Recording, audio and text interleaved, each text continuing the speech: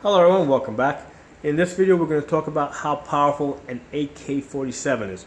Now we're going to talk about that power in terms of energy. That's a calculated number that takes into account both the bullet's velocity and its mass.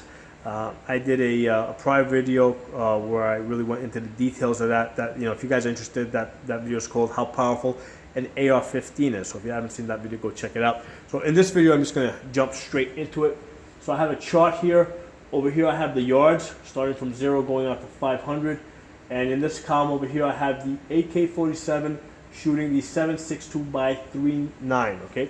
So at 0 distance, our AK has 1,500 foot-pounds. At 100 yards, it has 1,300 foot-pounds. You'll notice that's more than the AR-15 at the muzzle, okay? At 200 yards, it has 800 foot-pounds. 800 foot-pounds is the energy that you will get out of a 44 Magnum. So once you get past 200 yards, okay, you've got pretty much the same power as a 44 Magnum. So we are in handgun territory past 200 yards. At 300 yards, we've got 600 foot-pounds of energy. That's basically a 357. At 400 yards, we got 500 foot-pounds of energy. That's a hot 40 caliber.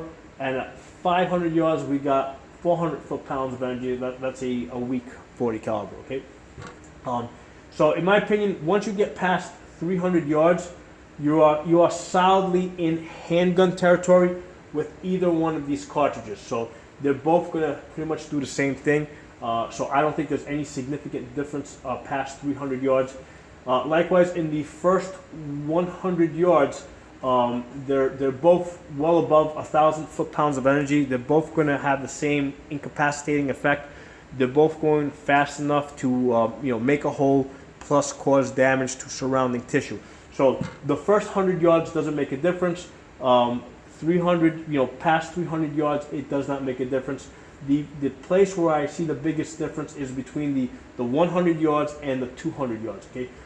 Because the AK-47 at 100 yards still has 1,300 foot-pounds of energy. It's gonna keep a lot of that on its way out to 200 yards. So that's where I think the big difference is. In this 100 to 200 yards. Now I zero my AKs at 50 yards. A 50-yard zero on an AK will give you a second zero at 150 yards. So out to 200 yards, it's really not that hard to hit the target with red dot. So at with that 50-yard zero, at 200 yards, if I put the red dot in the center of the chest, I'll hit somewhere in the stomach. Or likewise, if I put the red dot at the head, I'll hit the center of the chest. So at 200 yards is not that big of an adjustment. But once I get past that, because the bullet's going slower, the adjustments become more drastic, okay, and it's kind of hard to keep track of what adjustments you need to make, what your holdovers need to be. That's why on at least one of my AK-47s, I use the Holosun 503G. That has the bullet drop compensator, right? So it's got basically a couple of dots to let me know that at 500 yards where I need to put that dot in order to hit my target, okay? Now, by contrast with the 5.56, right, which is going a lot faster, okay, I use a 50-yard zero, okay, so I get a 50-yard zero and then I get a second zero at 200 yards. At 300 yards, the drop-off is not that much, so basically if I aim chest, I'm hitting stomach, or if I'm aiming head, I'll hit chest, okay? At the 400 yards, again, because the bullet's is still going pretty fast, if I want to hit chest, I know I just basically got to put that red dot above the head, okay, and it'll hit there. And at 500 yards, what I would do is, wherever that red dot is, okay, I basically just go on top of that. I double it. Or another way that people will typically figure is like you take the torso and you take that and you just shift that whole thing above. Okay, so you basically double, you double the size of the torso, and you kind of picture where it would be if you had another torso sitting on top of this torso, and that's where you put your red dot. So it's a pretty easy adjustment to make with the 5.56 caliber if you're shooting out to 500 yards. If you just have a simple red dot and you're trying to hit 500 yards, you know, the adjustment that you need to make can be a little bit difficult to, you know, it can be very difficult to be consistent with it, okay? So that's one of the differences with or one of the advantages of the 5.56 over the 7.6 2x39 in terms of aiming, okay? So again, like I said, past 300 yards, they're both doing the same thing. They're both, you know, the differences between them are only about 100 foot-pounds. Up here, okay, in that first 100 yards, you know, they're both well over 1,000 foot-pounds of energy. So again, they're both going to do the same. So the main advantage of the AK is between 100 yards and 200 yards, okay? Because you know the AR-15 with the 5.56, you know, it's shooting somewhere between, you know, it's generating somewhere between 800 and 600 foot-pounds of energy. So that's you know, handgun caliber all the way, okay, between 100 and 200 yards. Whereas the AK-47 between 100 yards and 200 yards, you know, I mean, at least halfway there, it's still over 1,000 foot-pounds, and it's not until it starts getting, you know, like right at 200 yards that it's dipping below 1,000 foot-pounds. Okay. For comparison's sake, over here I have the 308. Okay, 308 starts out at 3,000 foot-pounds, and at 500 yards ends up around 1,400 foot-pounds. So that's pretty close to where the AK-47 is at the muzzle, and it's definitely beating the AR-15. So that's the reason why, you know, hunters and snipers, you know, prefer to use 308, you know, 30-06, that kind of stuff. Okay, so this is what we would call a full-size, you know, battle round. You know, the AK-47 and the 5.56 are what we called intermediary rounds. Okay, they're both very similar.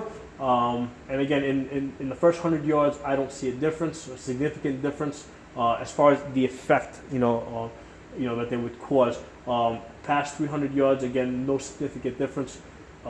It's in that 100 yards to 200 yards where I think the AK has the slight advantage. And then, you know, the trade-off is you got to consider, well, you know, the aiming. Okay, yeah, I'm getting a little bit more power from 100 yards to 200 yards, but you know, is it worth the difficulty of having to aim out at 500 yards? And if you're using a scope, you know, that has a bullet drop compensator, that's really not an issue. But if you're just using a simple red dot, you know, that can definitely be an issue out to 500 yards. That can present a new level of difficulty. You know, 308. You know, I gotta tell you guys. I mean, I will. You know, when I do shoot 308, I will shoot maybe 40 to 60 rounds of it, and at that point, I've really had enough of it, and you know, it just kind of beats you up. You know, it just stops being as much fun. Okay. You know, 5.56, I can shoot, you know, 500 plus rounds of that, and you know, you know, it's a fun gun to shoot. You know, the recoil is nilch. Okay. With the 7.6 2x39, you know, past 300 yards, the gun starts to wear you a little bit. So you know, I mean, usually after 300 rounds, most people have had enough of shooting the AK-47. Okay. You'll certainly feel more worn at the end of the day if you're shooting like, you know, somewhere between 500 and 1,000 rounds. If you're doing, you know, an all-day training session, you know, the AK-47 is definitely going to wear you out faster. One of the things I have found is I've definitely gotten better at shooting the AK-47 by practicing more with the 5.56, because you know, it's kind of like I shoot 22s so I can shoot my 5.56 better. Well, I shoot my 5.56 so I can shoot my 7.62 by 39 better, and likewise I shoot, you know, my 7.62 by 39 so I can shoot my 308 better. So I dropped down one level in order to improve at the level that I want to improve at. So that's one of the ways that you can see this. You know, I mean, even if you're a hardcore AK guy, you know, shooting 5.56, I believe, will make you better with the AK-47. You know, and then of course you can go back and practice like some magazine change drills and do some things that are unique to the AK-47. But those are my thoughts on this. I mean, I think both guns are great. Obviously I own and I shoot both guns. If you guys have any comments, anything you'd like to add, I'd love to hear from you guys. You know, I'm open to all opinions, and perhaps you guys have some ideas that I have not thought of. I'll talk to you guys soon.